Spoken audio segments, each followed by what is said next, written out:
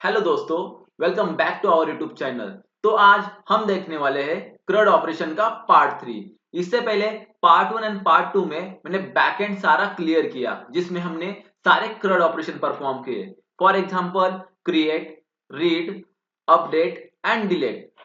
इस लेक्चर में हम बनाने वाले फ्रंट एंड वाला पार्ट, जिसमें हम यूज करेंगे रिएक्ट का। रिएक्ट में हम कंपोनेंट यूज करके ये फ्रंट एंड वाला पार्ट इंप्लीमेंट करेंगे, जिससे हम हमारे सारे क्रड ऑपरेशन परफॉर्म करेंगे एंड हम एक यूजर इंटरफेस बनाएंगे। फॉर एग्जांपल इंसर्ट करने का, रीड करने का, अपडेट करने का एंड डिलीट करने का।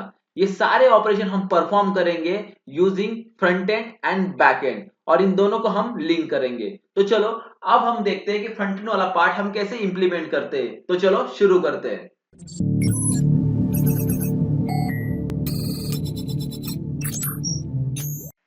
तो चलो अब हम देखते हैं कि अगर हमें फ्रंट एंड डिजाइन करना हो तो हमारी सिस्टम रिक्वायरमेंट क्या होनी चाहिए एंड हमारे पीसी में कौन कौन से सॉफ्टवेयर इंस्टॉल होना बहुत जरूरी है। फॉर एग्जांपल अगर हमें फ्रंट एंड डिजाइन करना हो तो हमारे लैपटॉप में या पीसी में Node.js इंस्टॉल होना बहुत जरूरी है, क्योंकि ये हमें एक वर्चुअल एनवायरनमेंट क्रिएट कर देता है फ्रंट एंड डिजाइन करने के लिए। और हम रिएक्ट यूज करने वाले हैं तो ये Node.js के बेस पे डिजाइन की गई है। तो मैं मेरे पीसी में या मेरे लैपटॉप में वर्जन 14.16.1 यूज कर रहा हूं। आप दूसरा भी यूज कर सकते हो। उसके बाद हमें लगने वाला है विजुअल स्टूडियो कोड, जिसमें आप आपका रिएक्ट का कोड लिख सकते हो। मैं ये Node.js का एंड विजुअल स्टूडियो का लिंक डिस्क्रिप्शन में दे दूंगा, जिससे आप ये दो सॉफ्टवेयर डाउनलोड कर सकते हैं। तो चलो अब हम एक रिएक्ट का प्रोजेक्ट बनाते हैं, जिसमें हम सारा यूआई डिजाइन करेंगे और उसके बेस पे हम बैकएंड को एंड फ्रंट एंड को लिंक करके या इंटीग्रेट करके सारे क्रड ऑपरेशन परफॉर्म करेंगे। तो चलो एक रिएक्ट का प्रोजेक्ट बनाते हैं। यहाँ पे राइट क्लिक, उसके बाद हम ओपन करते हैं विजुअल स्टूडियो कोड।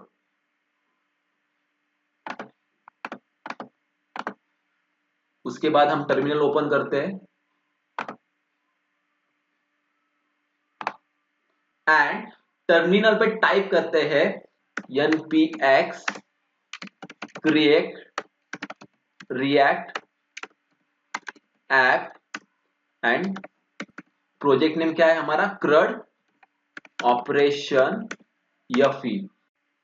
तो हमने क्या किया, ये कमांड टाइप की, मतलब npx create react app then CRUD operation यफेल हमारा प्रोजेक्ट नेम होगा। तो इस कमांड से हमारा रिएक्ट का प्रोजेक्ट क्रिएट हो जाएगा। Then enter.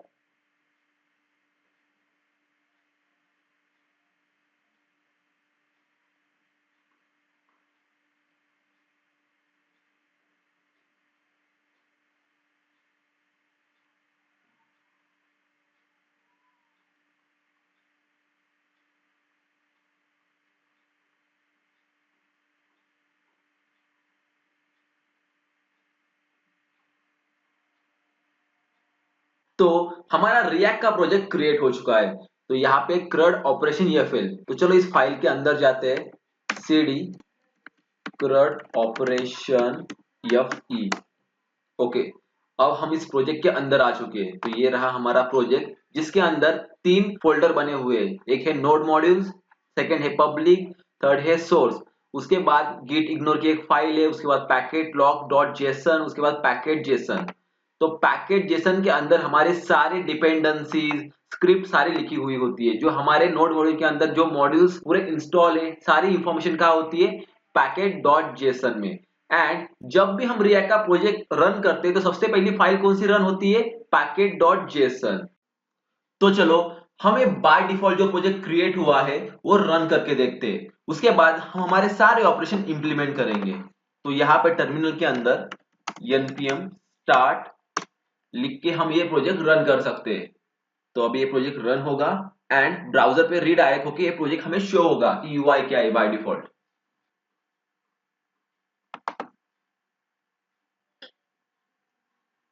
As we expected यहाँ पे बाय डिफॉल्ट प्रोजेक्ट रन हो चुका है। जब भी आप रिएक्ट का एक प्रोजेक्ट बनाते हो तो आपको स्टार्टिंग में ये यूआई जरूर दिख के आएगा, क्योंकि ये by default react libraries provide करती है। तो चलो अब हम पहले क्या करते हैं कि एक स्ट्रक्चर बनाते हैं प्रोजेक्ट का, तो हम हमारा कोड कहाँ पे लिखते हैं, सोर्स के अंदर, जिसके अंदर आपको app.css, app.js ये सारे फाइल मिलेंगे। तो चलो पहले हम स्ट्रक्चर क्रिएट करते हैं प्रोजेक्ट का। तो सोर्स में राइट क्लिक करके न्यू फोल्डर एंड कंपोनेंट नाम का एक फोल्डर बनाते हैं, कंपोनेंट। उसके बाद इसके अंदर हम एक और फाइल बनाते हैं जिसका नाम है होम पेज डॉट जेएस, और इसके अंदर हम एक क्लास कंपोनेंट क्रिएट करते हैं। तो आरसीसी इज अ शॉर्टकट की, और यहां पे एक क्लास कंपोनेंट हमने क्रिएट किया सेम। और एक हम यस सीएसएस फाइल बनाते हैं किसके अंदर, कंपोनेंट्स के अंदर। तो चलो राइट क्लिक, उसके बाद new file home page dot yes CSS. तो यहाँ पे हमने क्या किया, यस सीएसएस की एक फाइल बना दी। यस सीएसएस क्या है, एक सीएसएस का एडवांस वर्जन है यस सीएसएस, जो हम आज यूज करने वाले हैं। उसके बाद होम पेज के अंदर हम उसे इंपोर्ट करेंगे। तो इंपोर्ट डबल कोट, उसके बाद होम पेज यस सीएसएस। तो यहाँ पे हमने ये इंपोर्ट किया। तो चलो अब हम जाते हैं app.js के अंदर, जहां पे हमारा वो बाय डिफॉल्ट वाला प्रोजेक्ट का कोड लिखा हुआ था। मतलब इसका कोड कहां पे लिखा गया था, app.js में। तो ये पहले हम इरेज करते हैं। हमें एक छोटी सी और सेटिंग करनी पड़ेगी, कहां पे, यहाँ पे पब्लिक के अंदर इंडेक्स डॉट एचटीएमएल के अंदर हेड के अंदर एक छोटी सी सेटिंग करनी पड़ेगी, जो बाय डिफॉल्ट नहीं होती है, जो हमें खुद लिखनी पड़ती है। तो फॉर एग्जांपल यहाँ पे हमें पेजिनेशन करते टाइम यहाँ पे एचटीएमएल को, उसके बाद बॉडी को, एंड उसके बाद रूट आईडी को 100% करना पड़ेगा, नहीं तो वो प्रॉब्लम दे सकता है। तो यहाँ पे हम हेड के अंदर एक कोड लिखते हैं पहले, स्टाइल, उसके बाद हमें किसको देना है, HTML को, उसके बाद बॉडी को, उसके बाद हमारा रूट के आईडी को।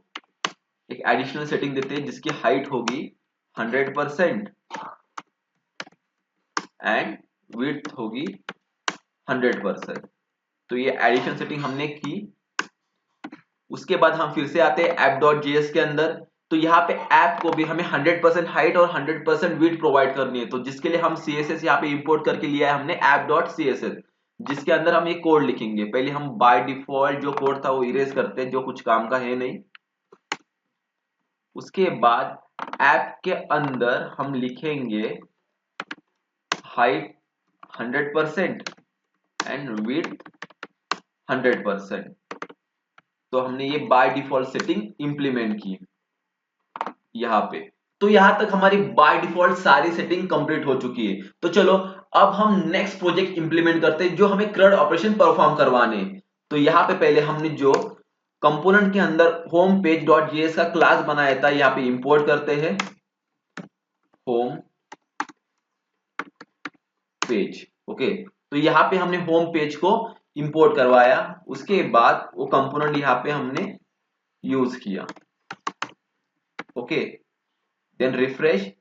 तो यहाँ पे वो आ चुका है। तो देखो यहाँ पे हमने इंस्पेक्ट करने के बाद हमें रूट के अंदर ऐप मिला, ऐप के अंदर हमें ड्यू मिला। ये ड्यू कौन सा ड्यू है, जो होम पेज के अंदर है। चलो अब होम पेज के अंदर हम हमारा रियल कोड इंप्लीमेंट करते हैं। तो यहाँ पे क्लास नेम, उसका नाम होगा मेन कंटेनर। उसके बाद और एक ड्यू बनाते हैं और उसका नाम लिखते हैं हम सब कंटेनर। ओके, तो यहाँ पे हमने ये प्रोजेक्ट सेव किया। अगर आपको यूआई पे दिख रहा होगा तो यहाँ पे आ चुका है ऐप के अंदर मेन कंटेनर, मेन कंटेनर के अंदर सब कंटेनर।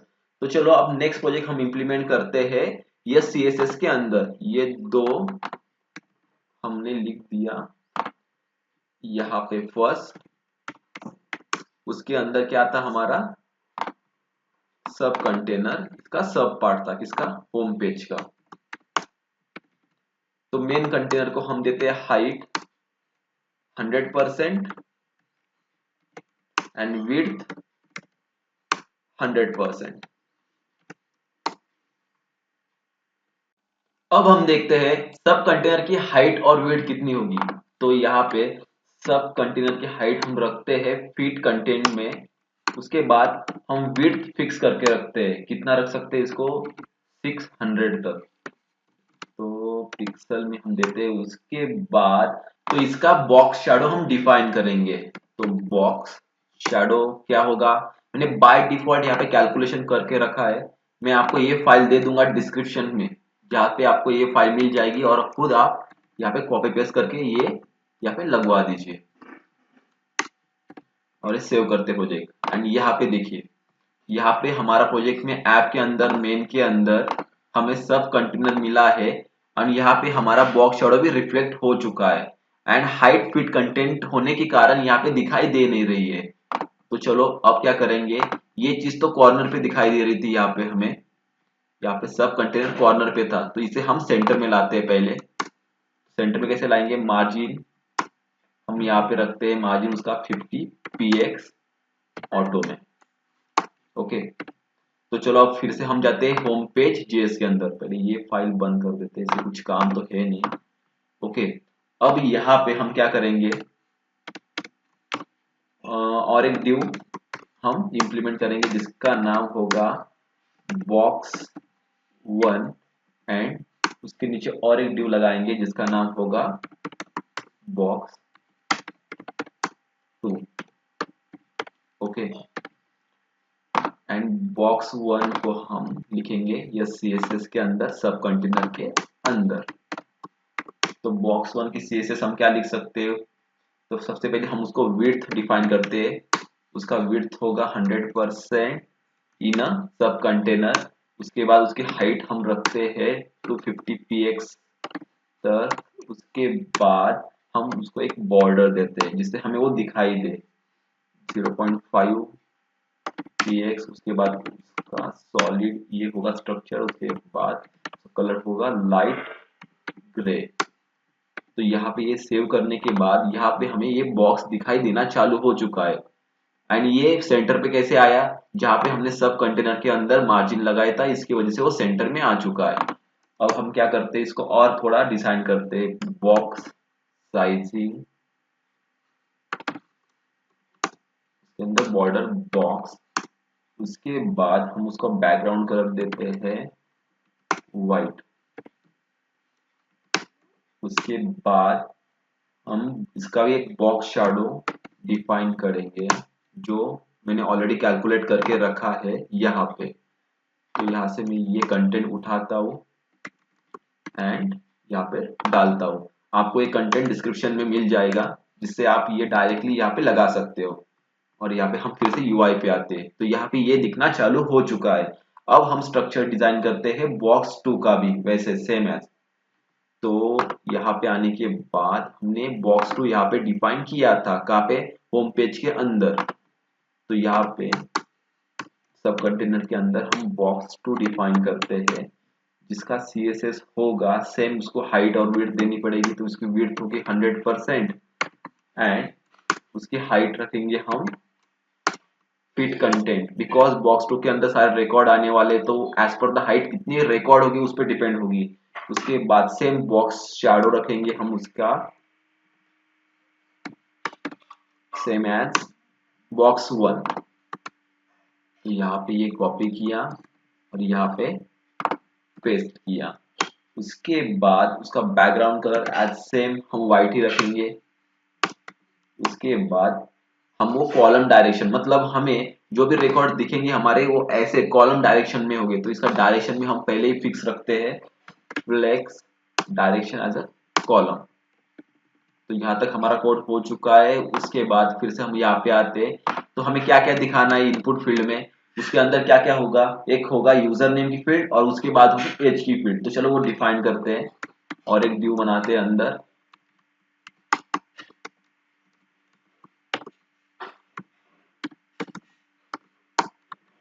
जिसका नाम होगा क्लास नेम इनपुट कंटेनर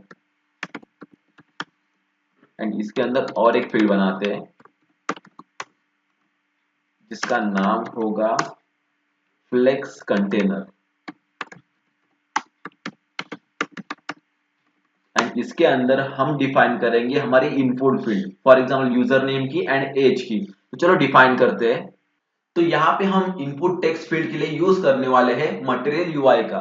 तो चलो पहले ब्राउजर पे जाते हैं, उसके बाद न्यू टैब, उसके अंदर हम टाइप करते हैं मटेरियल यूआई टेक्स्ट फील्ड।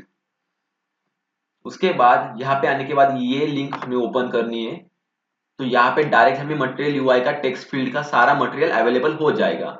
तो पहले यहाँ पे हम वर्जन चूज करते हैं, क्योंकि मुझे 5.2.5 वर्जन इतना स्टेबल तो लगा नहीं, इसलिए मैं 4 वर्जन यूज कर रहा हूँ। उसके बाद यहाँ पे आने के बाद कंपोनेंट, कंपोनेंट के अंदर आने के बाद यहाँ पे हमें मिलेगा टेक्स्ट फील्ड, और इसके अंदर हमें क्या यूज करना है, आउटलाइन वाला ये चीज यूज करनी है। तो यहाँ पे ये क्लिक करने के बाद आपको सबसे पहले कॉपी करना है ये चीज, import text field from material UI code text field, और यहाँ पे पेस्ट करना है, कहाँ पे, ऊपर। तो यहाँ पे ये चीज हमने पेस्ट की। पहले देखते हैं हमारे पास ये पैकेज है या नहीं। यस, कुछ कुछ नोड मॉड्यूल के अंदर ये टेक्स्ट फील्ड वाला मटेरियल यूआई का पार्ट इंस्टॉल नहीं होता। आप डायरेक्टली ये कमांड टाइप करके ये पैकेज इंपोर्ट कर सकते हो। फॉर एग्जांपल यहाँ पे देखिए npm i material ui core, npm i material ui icon, material ui picker, ये चीज अगर आप कमांड लाइन पे डालोगे तो ये सारे पैकेजेस इंस्टॉल हो जाएंगे। मैं आपको ये फाइल डिस्क्रिप्शन में दे दूंगा, जिसकी वजह से आप ये सारे पैकेज इंस्टॉल कर सकते हो। तो चलो फिर से हम कोड लिखना चालू करते हैं। यहाँ पे हमने import text field from material core text field ये यहाँ पे इंपोर्ट की। उसके बाद हमने ये दूसरा वाला कोड यहाँ पे कॉपी किया, कौन सा, आउटलाइन वाला ये चीज। ये कोड कौन सा कोड है, यहाँ पे देखिए ये चीज इसकी है। तो यहाँ पे हमने कॉपी किया सेम, और यहाँ पे पेस्ट किया। अब क्या हुआ, ये चीज हम यहाँ पे इंप्लीमेंट कर चुके हैं, तो यूआई पे रिफ्लेक्ट होगा। तो यहाँ पे देखिए ये चीज रिफ्लेक्ट हो चुकी है। तो चलो अब इसको हम डिजाइन करते हैं इन अ कोड। तो सबसे पहले हम क्या करेंगे, ये आईडी निकालेंगे जिसका कोई काम है नहीं, लेबल, एंड लेबल क्या होगा इसका, यूजर नेम। उसके बाद इसका नेम भी होगा same as label, user name. उसके बाद इसकी साइज क्या रखने वाले हैं हम, स्मॉल। उसके बाद हम क्या करेंगे, एक प्लेस होल्डर डालेंगे इसके अंदर, प्लेस होल्डर, इसका नाम भी होगा यूजर नेम। तो यहाँ पे हमने ऐसी चीज ये की, पहले ये फॉर्मेट करते हैं, फॉर्मेट डॉक्यूमेंट।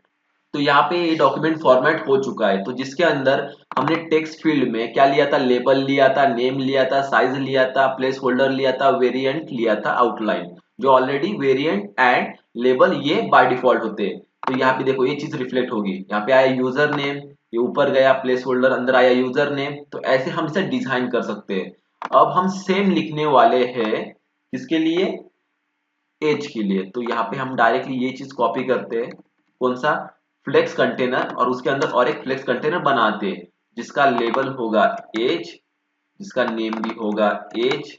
उसके बाद उसकी साइज स्मॉल ही रखते हैं, उसका प्लेस होल्डर भी होगा एज। तो देखिए यहाँ पे सेम ये चीजें रिफ्लेक्ट हो चुकी है। आई थिंक हमें प्लेस होल्डर निकालना चाहिए, जिसका कोई काम है तो है नहीं। प्लेस होल्डर रिमूव करते हैं हम, ये अनप्रोफेशनल अनस्टैंडर्ड दिख रहा है। उसके बाद क्या करते हैं, हम इसका सीएसएस डिजाइन करते हैं, किसका, फ्लेक्स कंटेंट का, इनपुट कंटेनर का। तो चलो यहाँ पे हम एक कॉपी करते हैं बॉक्स 1 के अंदर का, एंड यहाँ पे हम बॉक्स 1 के अंदर ये चीज थी, तो यहाँ पे पेस्ट करते हैं और इसके सीएसएस लिखते हैं। तो इसकी विड्थ हम रखते हैं 80%। उसके बाद इसकी हम हाइट भी रखते हैं 80%। उसके बाद हम इसे, हमें सेंटर में लाना है, तो हम कैसे लाएंगे, तो हम सेंटर का कोड बहुत जगह लिखने वाले, तो इसका हम एक कॉमन कोड लिखते हैं ऊपर, कहाँ पे, मेन कंटेनर के ऊपर, एंड यहाँ पे लिखते हैं फ्लेक्स सेंटर, जिसके अंदर हम लिखेंगे डिस्प्ले फ्लेक्स। उसके बाद जस्टिफाई कंटेंट को हम लाएंगे सेंटर में, एंड अलाइन आइटम को हम लाएंगे सेंटर में। एंड ये फ्लेक्स सेंटर हम कहाँ पे एक्सटेंड करेंगे, इंपोर्ट कंटेनर के अंदर। तो यहाँ पे लिखते हैं एक्सटेंड डॉट फ्लेक्स सेंटर। इससे क्या होगा, हमारे जो हमने बॉडी डिफाइन की थी वो आएगी सेंटर के अंदर। तो चलो और इसे डिजाइन करते हैं। उसके बाद ये रो फॉर्मेट में दिख रहा है हमें, देखो यूजर नेम और एज ये रो फॉर्मेट में, हमें इसे लाना है कॉलम फॉर्मेट में। तो इसके लिए हम क्या करेंगे, यहाँ पे फ्लेक्स डायरेक्शन कॉलम रखेंगे, जिसकी वजह से ये कॉलम फॉर्मेट में कन्वर्ट हो जाएगा। आ गया कॉलम फॉर्मेट में। और इसे हम डिजाइन करते हैं। सेकेंड क्या था, इनपुट कंटेनर के अंदर फ्लेक्स कंटेनर। तो ये चीज कॉपी करने के बाद यहाँ पे हम इसे पेस्ट करते हैं। एंड अब इसको हम CSS देंगे, क्या देंगे, फ्लेक्स कंटेनर की पहले हम विड्थ रखेंगे 80%। उसके बाद हम उसकी मार्जिन देंगे उसको 5 px का। जिससे क्या होगा, ये चीजें हमें सेट हुई, दोनों में डिफरेंस आया मार्जिन की वजह से। और उसकी हमने क्या रखा, ये 80% हमें इसकी विड्थ रख दी। उसके बाद हमें ये सेंटर में लाना है, तो उसके लिए भी कुछ करना पड़ेगा। तो सेंटर में लाने से पहले हमें यहाँ पे एक बटन डिक्लेयर करना है। तो बटन हम कहाँ का यूज करने वाले हैं, same is a material UI का। तो फिर से हम इस वेबसाइट पे जाते हैं, यहाँ पे ढूंढते हैं बटन। तो बटन कहाँ पे होगा, बटन यहाँ पे हमें मिला। तो हम कौन सा बटन यूज करने वाले हैं यहाँ पे, हम यूज करेंगे सेकेंडरी वाला बटन। तो सेकेंडरी वाला बटन यूज करने से पहले हम सेम यहाँ पे देखिए इंपोर्ट करते हैं, क्या सिर्फ बटन वाला, ये इंपोर्ट किया। उसके बाद यहाँ पे हमने पेस्ट किया, कहाँ पे, ऊपर। एंड उसके बाद हमने बटन वाला कोड था, कौन सा, सेकेंडरी वाला। तो यहाँ पे ढूंढने के बाद हमें ये यहाँ पे मिला। तो ये चीज हमने कॉपी की। एंड यहाँ पे हमें बटन लगाने से पहले यहाँ पे एक चीज लिखनी पड़ेगी। ड्यू के अंदर एक और ड्यू डिफाइन किया, उसका नाम रखा हमने फ्लेक्स बटन। और उसके अंदर जो हमने कॉपी किया हुआ कोड था वो यहाँ पे पेस्ट कर दिया। और सिंपल हमने फिर से यहाँ पे फॉर्मेट डॉक्यूमेंट किया, जिसकी वजह से ये फॉर्मेट हो चुका है। उसके अंदर हम लिखते हैं डायरेक्टली सबमिट। अब क्या हुआ, यहाँ पे हमने एक बटन डिक्लेयर किया, जिसके अंदर जब हम बटन दबाएंगे तो ये यूजर नेम और एज सबमिट होना चाहिए, मतलब इंसर्ट होना चाहिए, इसलिए हमने बटन डिफाइन किया। तो चलो अब हम क्या करते हैं, पहले यहाँ पे हम इसको CSS देते हैं, किसको, फ्लेक्स बटन को।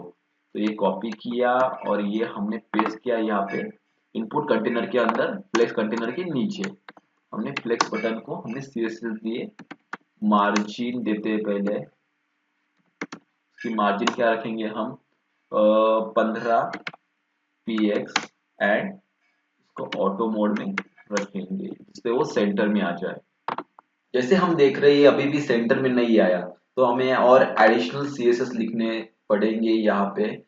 तो बॉक्स के अंदर हम लिखते हैं एक्सटेंड डॉट फ्लेक्स सेंटर, जिससे ये हमें सेंटर में दिखाई दे। ओके, तो यहाँ पे ये सबमिट बटन सेंटर पे आ चुका है, बट अभी भी ये दो फील्ड सेंटर में नहीं आ रहे। तो हम क्या करेंगे, डायरेक्टली इन दोनों को फुल टेक्स्ट ही दे देंगे, मतलब फॉर एग्जांपल फुल विड्थ। ये सेट करते हैं और यहाँ पे से इसको सेट करते हैं फुल विड्थ। एंड यहाँ पे देखते हैं, ओके। तो अभी यहाँ पे ये सारी चीजें सेंटर में आ चुकी है, मतलब बटन भी आ चुकी है और दो टेक्स्ट फील्ड भी यहाँ पे सेंटर में आ चुकी है। अब हमें क्या करना है, जब हम यूजर नेम को एंड एज को टाइप करेंगे एंड देन सबमिट करेंगे, तो ये दोनों की वैल्यू स्टोर होनी चाहिए, कहाँ पे, पहले फ्रंट एंड पे, उसके बाद वो बैक एंड पे भेजेगा। अगर फ्रंट एंड पे ये वैल्यू सेव होनी चाहिए तो इसके वेरिएबल हमें डिक्लेयर करने पड़ेंगे। तो चलो वो कोड लिखते हैं। तो यहाँ पे पहले हम क्या करते हैं, यहाँ पे कंस्ट्रक्टर डिफाइन करते हैं।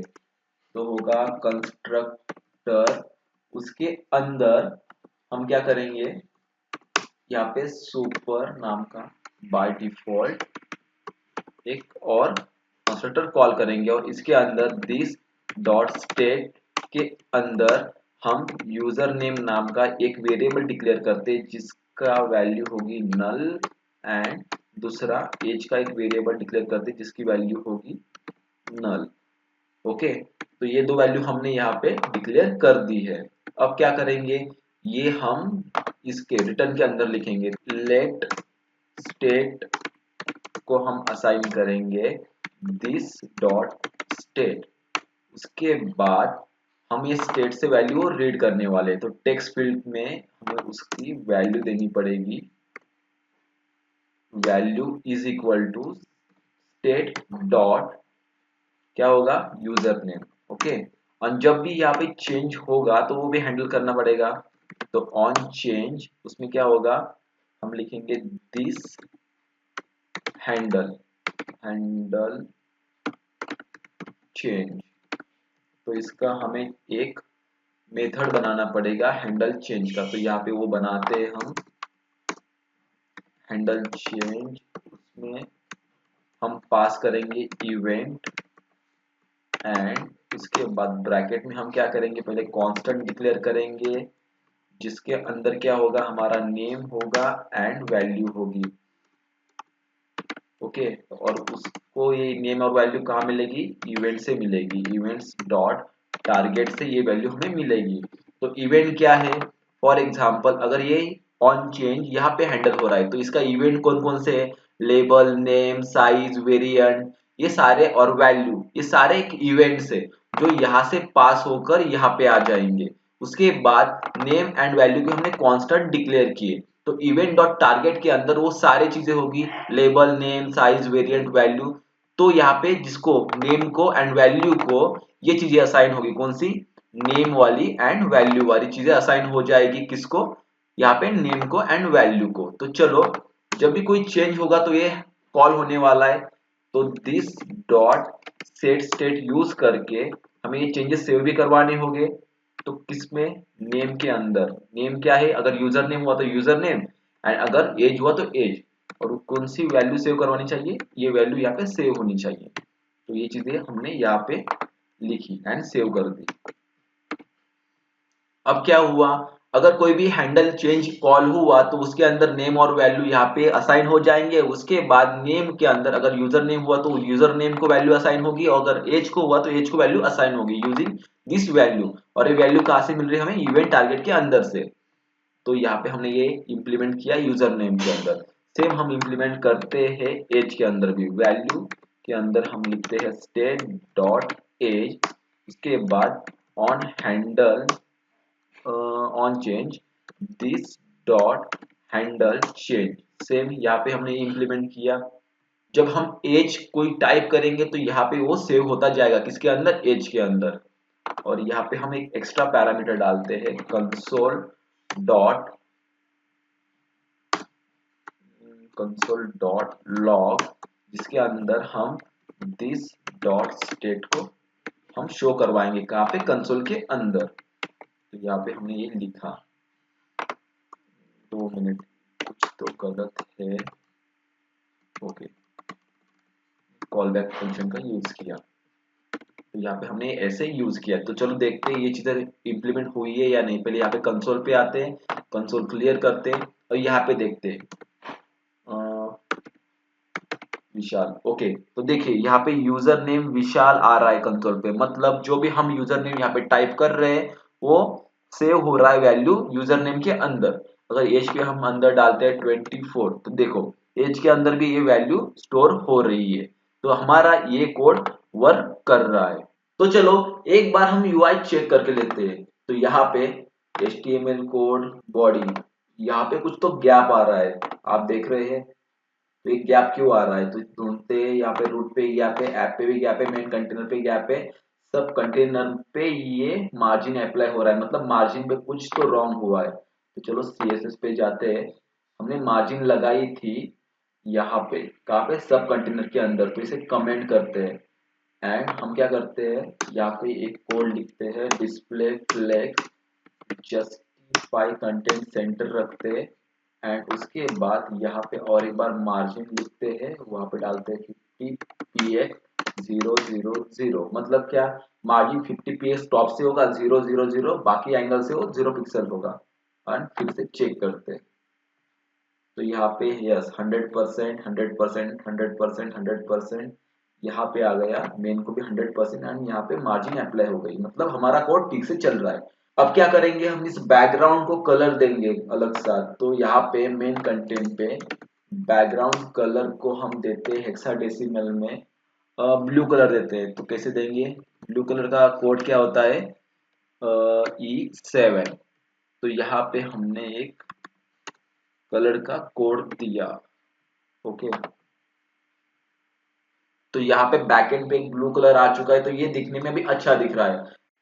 अब हम क्या करने वाले हैं, जब हम यूजर नेम यहाँ पे इनपुट देंगे एंड एज इनपुट देंगे एंड सबमिट बटन जब क्लिक करेंगे, तो बैकएंड की एपीआई रन होनी चाहिए। कौन सी, क्रिएट रिकॉर्ड वाली, जिसके अंदर हम इनपुट देते थे यूजर नेम एंड एज। तो वो वैल्यू यहाँ पे आनी चाहिए एंड यहाँ पे जाने के बाद वो डेटाबेस में जाके सेव होना चाहिए। तो ये हमें करना है अब। तो चलो, अब हम क्या करेंगे कि फ्रंट एंड पे हम दो लेयर और बनाएंगे। एक होगा यूजर सर्विस एंड सेकेंड होगा एक्सियोस सर्विस। तो फ्रंट एंड पे भी तीन लेयर होते हैं। फर्स्ट होता है कंपोनेंट, जिसके अंदर सारा कोड लिखा होता है। सेकेंड लेयर होता है यूजर लेवल, मतलब यूजर सर्विस। एंड थर्ड होता है एक्सियोस सर्विस। तो चलो डिजाइन करते हैं in back and user service and Axios service. तो यहाँ पे सोर्स के अंदर हम और एक फोल्डर बनाते हैं जिसका नाम होगा सर्विसेस एंड एक सेकेंड और फोल्डर बनाते हैं जिसमें होगा कॉन्फ़िगरेशन का फोल्डर। तो कॉन्फ़िगरेशन के अंदर क्या होने वाला है, हमारे सारे जो एपीआईज के होते हैं ना, वो सारे यूआरएल्स किसके अंदर हम लिखते हैं, यहाँ पे कॉन्फ़िगरेशन के अंदर। तो चलो एक फाइल बनाते हैं configuration.js की एक फाइल बनाई जिसके अंदर हम लिखने वाले हमारा सारा यूएपीआई का यूआरएल्स। तो इसके अंदर हम लिखने वाले नो मॉड्यूल डॉट एक्सपोर्ट के अंदर हम लिखेंगे यूआरएल क्रिएट रिकॉर्ड का यूआरएल होगा इसके अंदर स्टोर। उसके बाद गेट रिकॉर्ड का यूआरएल होगा इसके अंदर। उसके बाद यहाँ पे अपडेट रिकॉर्ड का यूआरएल होगा इसके अंदर एंड उसके बाद होगा डिलीट रिकॉर्ड का यूआरएल यहाँ पे। तो यहाँ पे ऐसे हम यूआरएल यहाँ पे डालने वाले हैं। तो क्रिएट रिकॉर्ड का यूआरएल कैसे मिलेगा हमको, यहाँ पे चलो स्वैगर के अंदर अगर हम यहाँ पे जो एपीआई रन करते हैं तो यहाँ पे हमें नीचे एक यूआरएल मिलता है बाय डिफॉल्ट। देखो यहाँ पे हमें एक रिक्वेस्ट यूआरएल मिला, तो ये यूआरएल की हमें जरूरत गिरने वाली है। तो ये यूआरएल हमने कॉपी किया एंड हमें ये यूआरएल चाहिए यहाँ पे क्रिएट रिकॉर्ड के अंदर। तो यहाँ पे हमने वो पेस्ट किया, तो यहाँ से हमें ये सारे यूआरएल्स मिल जाएंगे। तो यहाँ तक हम क्या कर चुके हैं, क्रिएट रिकॉर्ड की कॉन्फ़िगरेशन हमने कंप्लीट की। अब हम क्या करेंगे, सर्विस फोल्डर के अंदर दो सर्विस लेयर बनाएंगे। पहली सर्विस लेयर होगी यूजर सर्विस और सेकेंड सर्विस लेयर होगी एक्सियोस सर्विस। पहले सर्विस लेयर के अंदर क्या होगा, हम सारे मेथड लिखेंगे। For example create record, get record, update record, delete record. तो वो होता है सर्विस लेयर किसका, यूजर का। तो प्रोजेक्ट का नेम क्या है, अब CRUD ऑपरेशन। तो हम CRUD सर्विस नाम से उसे बनाएंगे। तो सर्विस के अंदर हमने एक फाइल बनाई जिसका नाम है CRUD services.js और उसके अंदर हमने क्लास कंपोनेंट का यूज किया। तो यहाँ पे बाय डिफॉल्ट ये चीजें हमने इंपोर्ट करके ली, जो जरूरत है वो रखा, जो नहीं है उसको हम निकाल देते हैं। तो यहाँ पे इसकी जरूरत हमें नहीं है, उसके बाद हमें इसकी रेंडर की भी जरूरत नहीं है। तो अब क्या करेंगे, हम यहाँ पे पहले इंपोर्ट करके लेंगे क्या, कॉन्फ़िगरेशन क्लास। तो यहाँ पे इंपोर्ट कॉन्फ़िगरेशन फ्रॉम, यहाँ पे हम उसका लिंक डालेंगे कॉन्फ़िगरेशन स्लैश configuration.js। यहाँ पे हमने कॉन्फ़िगरेशन क्लास इंपोर्ट करके लिया। उसके बाद हम इसका यहाँ पे एक कांस्टेंट इंस्टेंस बनाएंगे config, जिसको हम यूज करेंगे यूजिंग कंस्ट्रक्टर। ओके, तो यहाँ पे हमने एक इंस्टेंस बनाया किस क्लास का, कॉन्फ़िगरेशन क्लास का। तो यहाँ पे हम पहली मेथड कौन सी बनाने वाली है, क्रिएट रिकॉर्ड की। तो यहाँ पे क्रिएट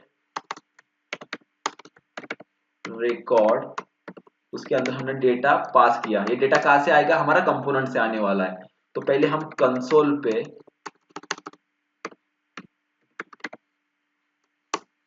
प्रिंट करवाएंगे कि हमारा डेटा क्या है,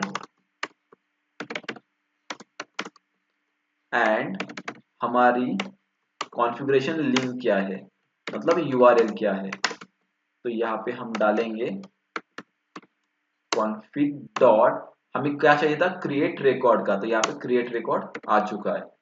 ये क्रिएट रिकॉर्ड क्या है, जो हमने लिंक डाली थी कॉन्फ़िगरेशन के अंदर, जो ये यूआरएल है जो आएगा इसके अंदर और वो हमें दिखाई देगा यहाँ पे, तो वो है। उसके बाद हम यहाँ पे लिखते हैं रिटर्न। हम रिटर्न कहाँ पे भेजने वाले हैं, ये एक्सियोस क्लास के अंदर। तो यहाँ पे पहले एक्सियोस क्लास बनाते, न्यू फाइल, उसके बाद एक्सियोस सर्विस डॉट जेएस, उसके अंदर हम फिर से क्लास कंपोनेंट का यूज करेंगे। आरसीसी बाय डिफॉल्ट हमने ये इंपोर्ट किया, हमें इसकी जरूरत नहीं है तो निकाल देते हैं इसको, ये कंपोनेंट को भी निकाल देते हैं। उसके बाद ये रेंडर को भी निकाल देते हैं और इसके अंदर हम क्या करेंगे, एक्सियोस सर्विस यूज करेंगे। तो हम एक्सियोस सर्विस कहाँ यूज करते हैं, फॉर एग्जांपल जब फ्रंट एंड से हमें कोई डेटा भेजना है कहाँ पे, बैकएंड पे, तो एक एचटीटीपी रिक्वेस्ट यूज की जाती है। तो एक्सियोस सर्विसेज मतलब एक्सियोस लाइब्रेरी फाइल यूज करके हम पोस्ट, गेट, उसके बाद पुट, पैच, डिलीट, ये एचटीटीपी सर्विसेज यूज कर सकते हैं। तो चलो अब हम क्या करते हैं, एक्सियोस सर्विस की जो लेयर है वो इंप्लीमेंट करते हैं। तो यहाँ पे पहले मैं कांस्टेंट एक्सियोस सर्विस की लाइब्रेरी फाइल यूज करूंगा। तो Axios is equal to require, उसके बाद एक्सियोस यहाँ पे डॉट डिफॉल्ट। तो यहाँ पे मैंने क्या किया, एक एक्सियोस की लाइब्रेरी फाइल इंपोर्ट करके ली, क्या कहाँ पे, इस क्लास के अंदर। अब इस एक्सियोस का जो मैंने यहाँ पे वेरिएबल बनाया है उसका यूज करके जिसके लाइब्रेरी के फाइल जो भी पोस्ट, गेट, पुट, पैच और डिलीट की जो भी एचटीटीपी रिक्वेस्ट की जो मेथड होगी बाय डिफॉल्ट लिखी हुई वो यूज करूंगा। तो यहाँ पे मैं पहला मेथड बनाता हूँ। तो यहाँ पे मैं पहली मेथड बनाऊंगा पोस्ट, जिसके अंदर मैं यूआरएल पास करूंगा, उसके बाद डेटा पास करूंगा। उसके बाद हम क्या पास करेंगे, फॉर एग्जांपल हेडर, हेडर पास करेंगे। उसके बाद यहाँ पे हम क्या करेंगे, रिटर्न क्या, एक्सियोस, ऊपर वाला जो इंस्टेंस हमने यहाँ पे डिक्लेयर किया था, तो इसके अंदर जो सर्विसेज है वो हमें यूज करनी है। तो डॉट, हमें कौन सी सर्विस यूज करनी है, पोस्ट की। तो यहाँ पे पोस्ट, उसके अंदर हम डालेंगे यूआरएल, उसके अंदर हम डालेंगे डेटा एंड उसके अंदर हम डालेंगे हेडर। तो ये चीजें हमें यहाँ पे रिक्वायर्ड है। तो ये पोस्ट के अंदर फर्स्ट हम यूआरएल डालेंगे, यूआरएल या सेकंड नंबर पे नहीं आना चाहिए या डेटा फर्स्ट नंबर पे नहीं आना चाहिए क्योंकि ये प्री डिफाइंड स्ट्रक्चर पैरामीटर होता है। तो हमने क्या क्या पास किया, यूआरएल, डेटा एंड हेडर। तो चलो अब हमें ये मेथड यूज करनी है कहाँ पे, CRUD सर्विस के अंदर। तो यहाँ पे हमने क्या किया पहले, तो अब हम क्या करेंगे, हम इंपोर्ट करेंगे कौन सा क्लास, एक्सियोस क्लास। तो यहाँ पे इंपोर्ट एक्सियोस फ्रॉम एंड यहाँ पे उसका पाथ। तो यहाँ पे पाथ मिल चुका है। तो चलो अब एक्सियोस का एक हम क्या बनाते हैं, एक इंस्टेंस बनाते हैं। तो Axios is equal to new और उसका कंस्ट्रक्टर। तो यहाँ पे हमने एक इंस्टेंस बनाया। अब इस इंस्टेंस को यूज करके हम उसके अंदर की मेथड यूज करेंगे। तो यहाँ पे पोस्ट मेथड आ चुकी है। तो जिसके अंदर हम क्या क्या डालेंगे, पहला यूआरएल पास करेंगे। तो यूआरएल हमें कहाँ से मिलेगी, कॉन्फिग क्रिएट रिकॉर्ड से हमें यूआरएल मिलेगी जो हमने सेव करवाई थी कॉन्फ़िगरेशन डॉट जेएस फाइल में। उसके बाद हम डेटा पास करेंगे जो हमें मिला था कंपोनेंट्स के अंदर से, मतलब जो हम कंपोनेंट के अंदर जो भी कोड लिखा है उसके अंदर से हम पास करेंगे डेटा जो यहाँ पे जाएगा। और उसके बाद हेडर, हेडर मतलब क्या, टोकन हम डाल रहे हैं या टोकन पास कर रहे हैं, कोई ऑथेंटिकेशन यूज कर रहे हैं नहीं, तो बाय डिफॉल्ट यहाँ पे हम फॉल्स डाल देंगे। तो ये ऐसा यूज करते हैं हम सर्विस क्लास का। तो यहां तक हमारा क्रिएट रिकॉर्ड का CRUD service and Axios service का पूरा लेयर कंप्लीट हो चुका है। अब हमें क्या करना है, फ्रंट एंड पे हम जब यूजर नेम डालेंगे एंड एज डालेंगे एंड उसके बाद सबमिट बटन क्लिक करेंगे तो कौन सी एपीआई कॉल होनी चाहिए, क्रिएट रिकॉर्ड। तो वो कहां पे हो जाएगी क्रिएट रिकॉर्ड एपीआई कॉल, यहाँ पे, कहां पे, एक्सियोस सर्विस के अंदर, यहाँ पे वो चीज कॉल हो जाएगी using CRUD service layer. But हमें पहले क्रिएट रिकॉर्ड इस मेथड को कॉल करना पड़ेगा, कहां से, होमपेज डॉट जेएस के अंदर से। कब, जब हम सबमिट बटन ऑन क्लिक मतलब दबाएंगे तब कौन सी मेथड कॉल होनी चाहिए, CRUD सर्विस के अंदर क्रिएट रिकॉर्ड वाली। तो चलो इंप्लीमेंट करते हैं। सबमिट बटन के पास हम एक मेथड लिखते हैं ऑन क्लिक वाली, उसके बाद इसके अंदर लिखते हैं दिस डॉट हैंडल क्लिक, और हैंडल क्लिक की मेथड हम इंप्लीमेंट करते हैं ऊपर यहाँ पे। Handle click is equal to, यहाँ पे हम क्या करने वाले हैं, पर यहाँ पे पहले हम वैलिडेशन लगाएंगे। किसका मतलब, अगर फ्रंट एंड पे कोई यूजर नेम बिना डाले बिना एज डाले सबमिट होना नहीं चाहिए, तो यहाँ पे पहले हम वैलिडेशन डालते हैं। तो एक कंडीशन लगाते हैं, if this dot state dot user name अगर नल हुआ, और अगर this dot state dot age अगर नल हुआ तो वैल्यू जानी नहीं चाहिए। तो यहाँ पे हम क्या करेंगे, सिर्फ कंसोल पे शो करवाएंगे dot log input field is empty, ये चीज, एंड यहाँ से रिटर्न कर देंगे, खत्म। उसके बाद अगर यूजर नेम और एज नल नहीं रहा तो यहाँ पे आएगा, और यहाँ पे पहला हमारा कंसोल पे डेटा शो करवाएगा। कंसोल डॉट लॉग यूज करके हमारा डेटा शो करवाएगा, कौन सा, दिस डॉट स्टेट के अंदर का डेटा शो करवाएगा। तो यहाँ पे लिखते हैं हम डेटा, हमने करेक्ट फिल किया है या नहीं, यहाँ पे शो करवाएगा। उसके बाद हम क्या करेंगे, CRUD सर्विस का हम ये क्लास इंपोर्ट करेंगे, कहाँ पे, होम पेज डॉट जेएस के अंदर। तो यहाँ पे हम लिखते हैं इंपोर्ट CRUD सर्विस। तो यहाँ पे ये क्लास इंपोर्ट हो चुका है। चलो इसका एक इंस्टेंस बनाते हैं, service is equal to new CRUD service का कंस्ट्रक्टर, यहाँ पे कांस्टेंट यूज करना है। ओके, तो यहाँ पे हमने इंस्टेंस बनाया किसका, CRUD सर्विस का।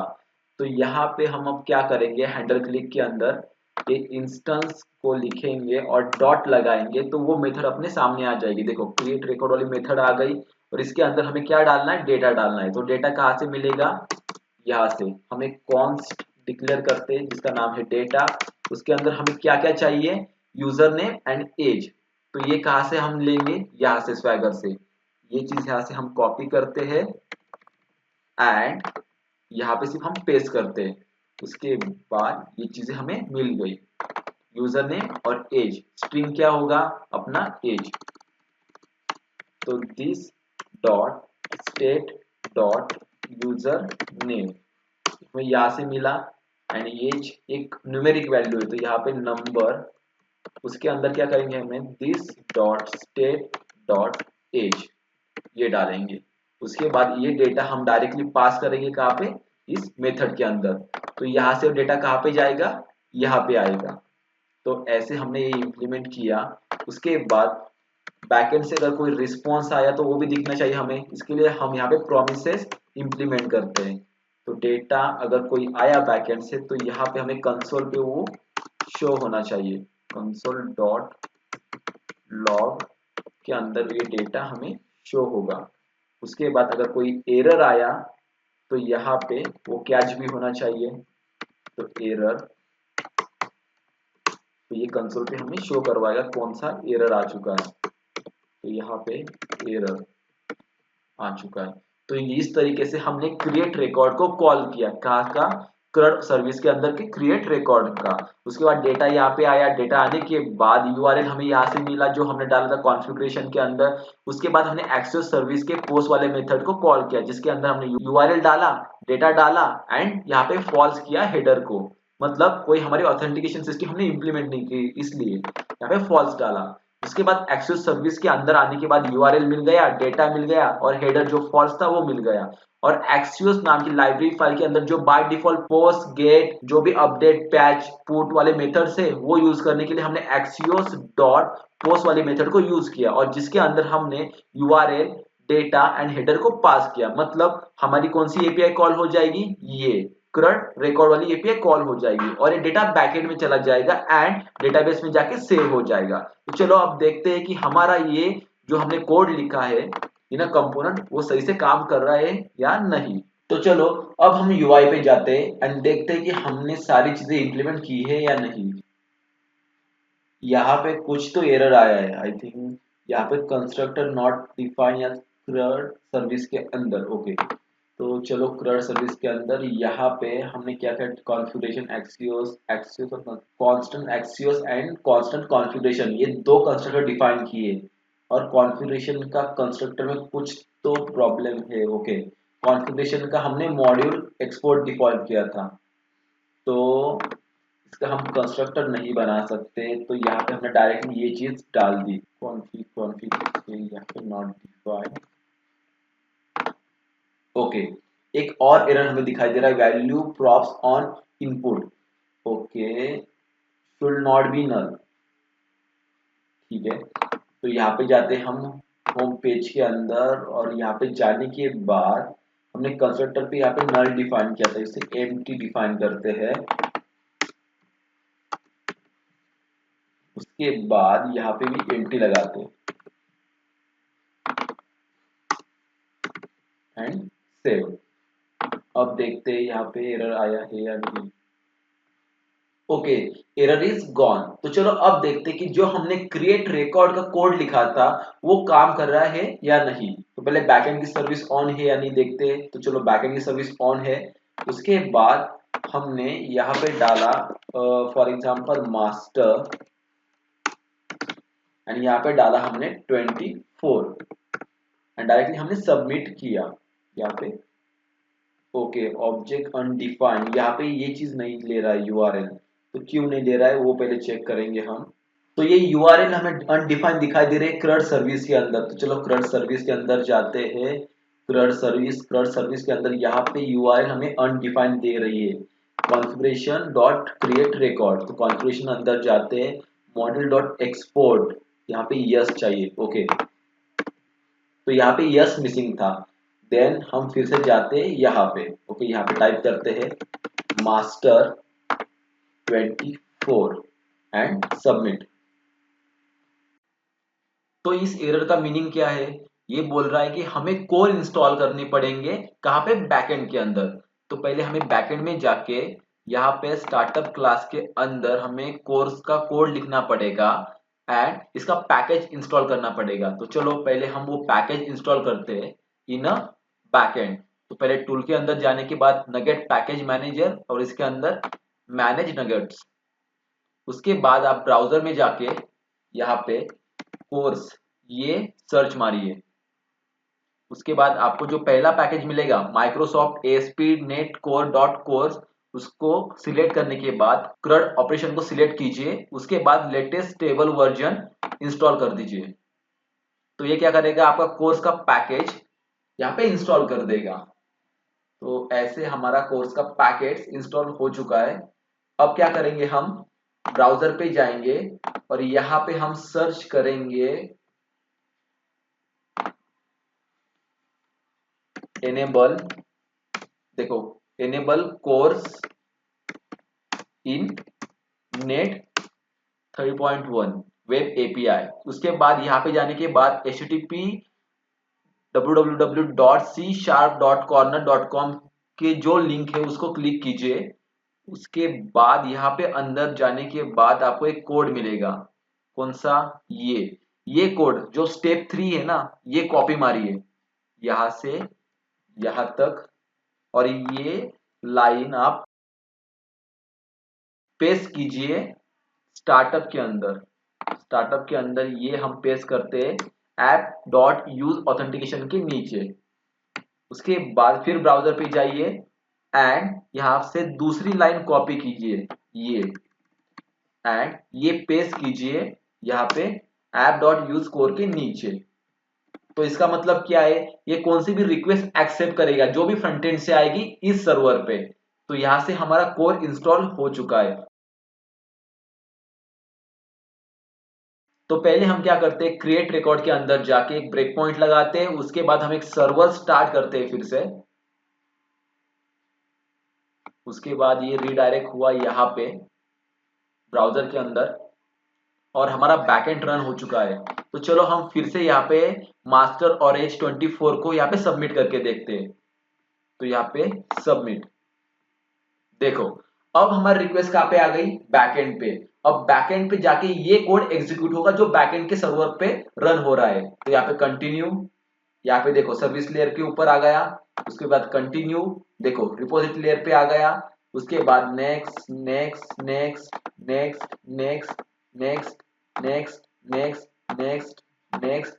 उसके बाद देखो यहाँ पे यूजर नेम क्या आया था, मास्टर, देखो एज यहाँ पे कितनी आई थी 24। तो मतलब बैकएंड तक हमारा कोड हो चुका है, तो हमारा front end and backend linked हो चुका है। अब ये कोड एग्जीक्यूट हो गया डेटाबेस में, ये कोड स्टोर हो चुका है। तो देखो स्टेटस यहाँ पे 1 आ गया, मतलब हमारा डेटाबेस के अंदर भी ये कोड जा चुका है और स्टोर हो चुका है।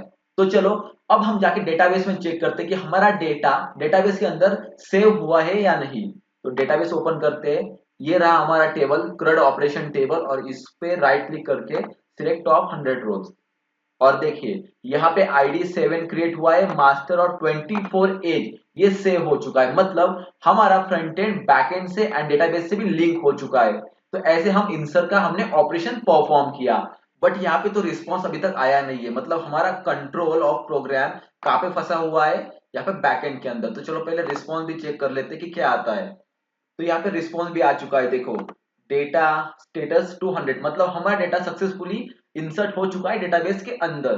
तो हमने पार्ट 3 में क्या देखा, हमने देखा कि हम यूआई कैसे डिजाइन करते हैं, उसके बाद हम इसमें इंसर्ट वाला या क्रिएट रिकॉर्ड वाला ऑपरेशन कैसे परफॉर्म करते हैं यूजिंग बैकएंड एंड डेटाबेस। उसके बाद हमने backend and front end link किया, इंटीग्रेट किया। उसके बाद हमने यहाँ पे डेटा इंसर्ट किया और वो सेंड किया बैकएंड को, और बैकएंड ने वो डेटा प्रोसेस करने के बाद स्टोर किया इन द डेटाबेस। तो ये सारा हमने इंप्लीमेंटेशन आज देखा पार्ट 3 में। तो पार्ट 4 में हम क्या करने वाले हैं, हम रीड करेंगे डेटा डेटाबेस से using backend front end integration, उसके बाद हम अपडेट भी करेंगे डेटा, उसके बाद हम डिलीट भी करेंगे data using front end backend and database integration. तो ये सारा पार्ट हम देखेंगे आने वाले अगले पार्ट 4 में। अगर आपको ये वीडियो अच्छा लगा तो do like comment and subscribe, क्योंकि आगे आने वाले ऐसे बहुत सारे वीडियो आपको देखने मिलेंगे। अगर आपके दिमाग में कोई डाउट हो तो प्लीज कमेंट बॉक्स पे कमेंट कीजिए एंड लाइक और शेयर कीजिए। Thank you very much.